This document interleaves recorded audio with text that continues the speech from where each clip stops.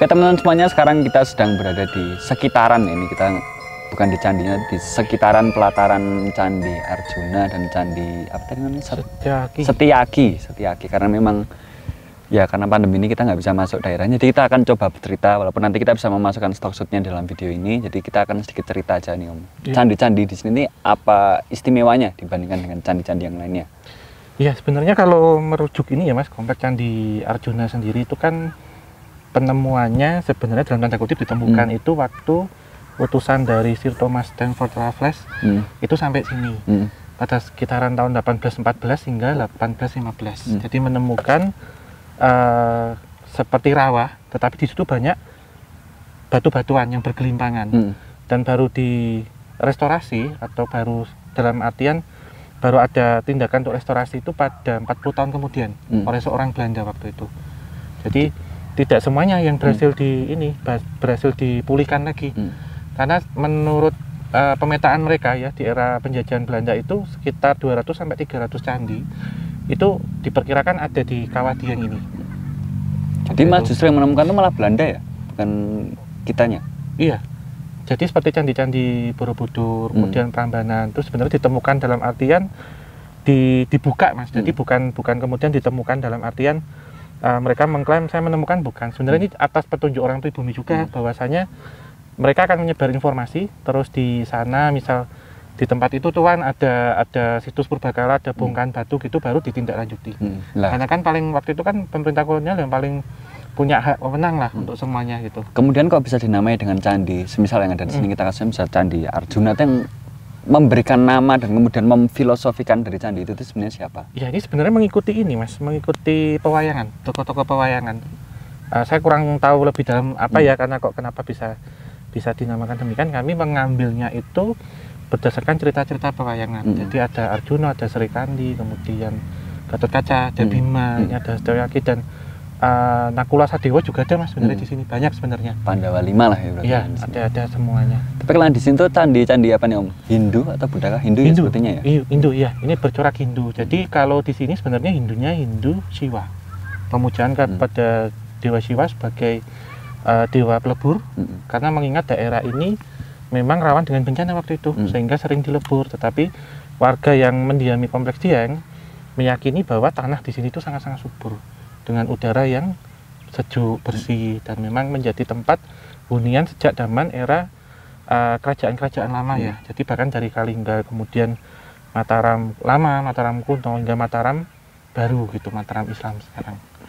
Oh, kira tuh malah Dewa Siwa itu sebelumnya bukan sesosok yang dipuja, karena dia kan sifatnya kan pelebur gitu. Saya kira kayak gitu, tapi ternyata juga dibikinin persembahan juga. Terutama kalau di Jawa ya, terutama di Jawa itu justru lebih ke Dewa Siwa. Dan di situ ditandai dengan ini Mas, lingga dan yoni. Jadi untuk candi-candi, kalau kita lihat candi Hindu itu untuk ini ya Mas, bentuknya itu ramping. Jadi berbeda dengan corak candi Buddha yang bentuknya agak tambun gitu. Karena candi sendiri kalau Mas Genta lihat kan meliputi 3 elemen sebenarnya, kaki, badan, dan kemuncak atau kepala. Itu melambangkan 3 alam sebenarnya. Jadi ada Swarloka, itu adalah alam atas, kemudian badan itu Buvarloka, dan yang paling bawah itu Burloka. Jadi kalau kita lihat Burloka itu juga merupakan kawasan terluar dari rentan candinya. Jadi ini kita sebenarnya di Burloka, jadi semua orang boleh masuk gitu. Burloka ini melambangkan seperti manusia yang masih terikat dengan hawa nafsu.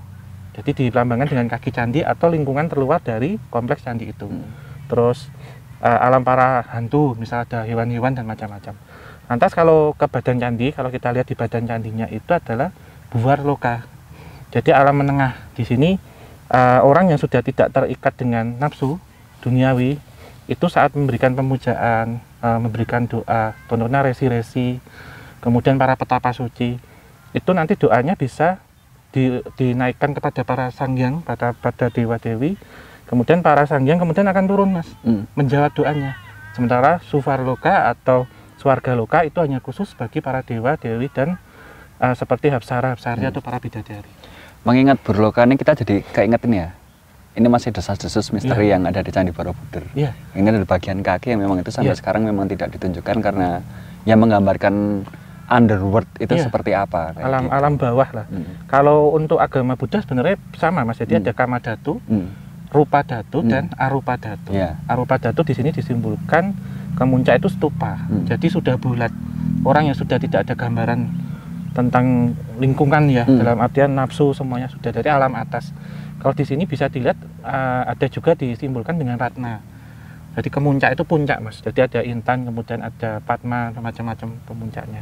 Tapi bisa dibilang candi yang ada di sini belum semuanya tergali ya ibaratnya ya? Iya, jadi kalau kita hitung aja yang ada ini lebih dari 10 ya. Kalau 200 ya masih 180-an Mas, dan berserakan kalau kita lihat batu-batunya di sini, berserakan.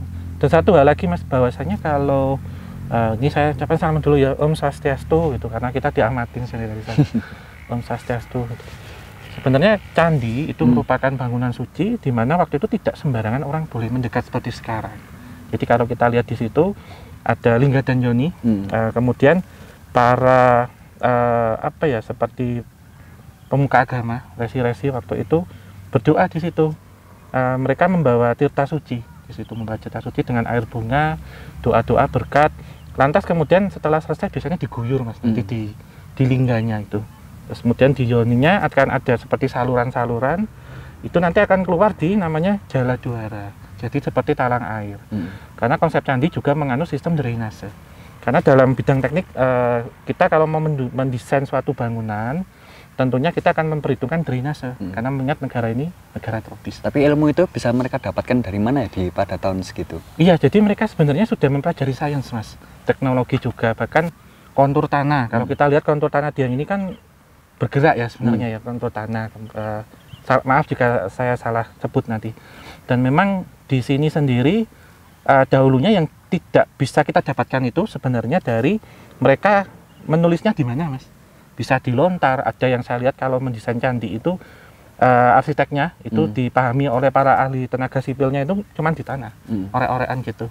Dan kalau yang bukti tertulis yang masih tertinggal saat ini adalah prasasti. Jadi di sini kurang lebih ditemukan puluhan prasasti juga Mas. Bisa dibilang orang paling jeniusnya pada saat itu lah para mandernya ya berarti ya. Iya. Para arsitektur candi itu sebenarnya kan jarang dibahas, jarang dieksploitasi gitu ya. Siapa sebenarnya arsitektur dari pembangun candi-candi ini sendiri. Iya. Gitu. Dan kalau kita lihat pola bangunan candi ya, kalau menggunakan batuan andesit contohnya batu hitam itu pasti tidak jauh dari sumber mata air di sini. Jadi di sini memang banyak sumber mata air, salah satunya Tok Bima Lukar yang mana itu adalah sumber dari air Sungai Serayu.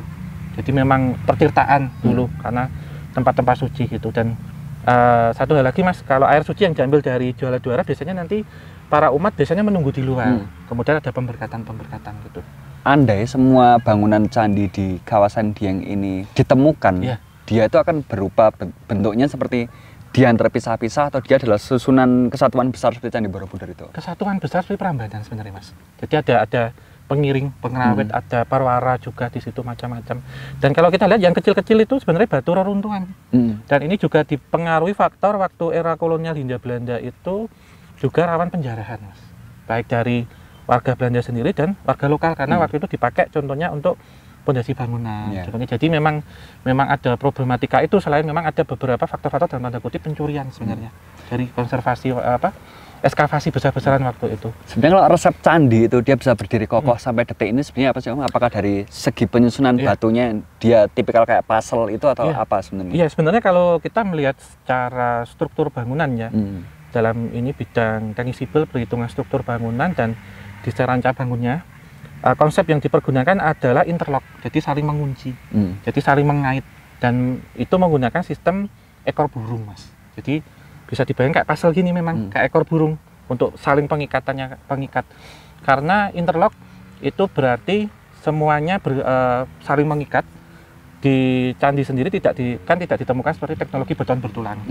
Jadi pembuangan seperti bebannya, baik beban hidup ataupun beban mati itu langsung diteruskan ke tanah biar netral, langsung turun. Dan setiap rongga dari interlocknya itu yang disebut dengan ekor burung itu pasti di situ diselipkan sedikit celah.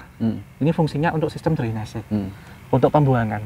Sehingga dalam pendesainan suatu bangunan atau kawasan tempat pasti diperhitungkan air hujan itu agar cepat hilang, agar cepat mengalir, agar tidak menggenangi di tubuh bangunan, kemudian tidak menggenangi pelataran, karena kalau nanti tergenang pasti tanah menjadi liat kemudian turun mas strukturnya pasti, sehingga teknologi yang dipergunakan candi waktu itu seperti itu.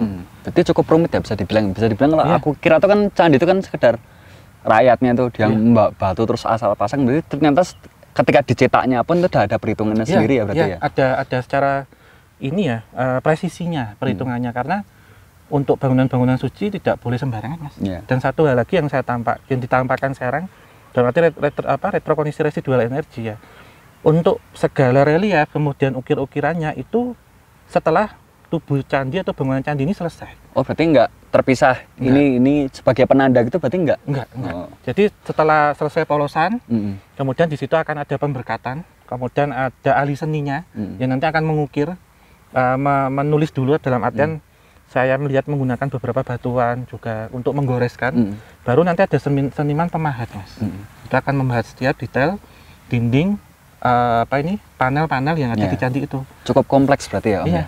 Ada penulis, ibaratnya penulis naskah lah ya berarti ya? Ada, ini karya seni mas, jadi karya arsitektur, teknik sipil dan juga seniman tinggi, dan perlu diketahui juga candi dahulu itu colorful mas.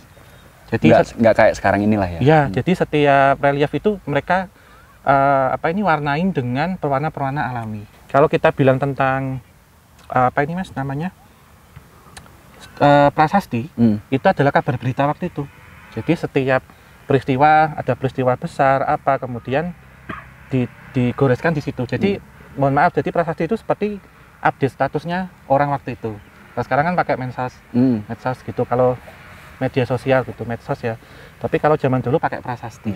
Jadi peristiwa apa ditulis di situ, kejadian apa, kadang hal yang sedang aktual, itu semuanya di prasasti, sehingga prasasti itu bisa merujuk pada sumber literatur yang bisa dipertanggungjawabkan lah mas gitu. Cukup kompleks ya berarti ya? Iya. Saya kira bangun candi itu cuma sekedar asal pasang batu gitu. Ternyata juga melalui proses yang cukup panjang. Tapi pertanyaannya mungkin pertanyaan menutup juga, karena kebanyakan candi itu kan dinamai ya.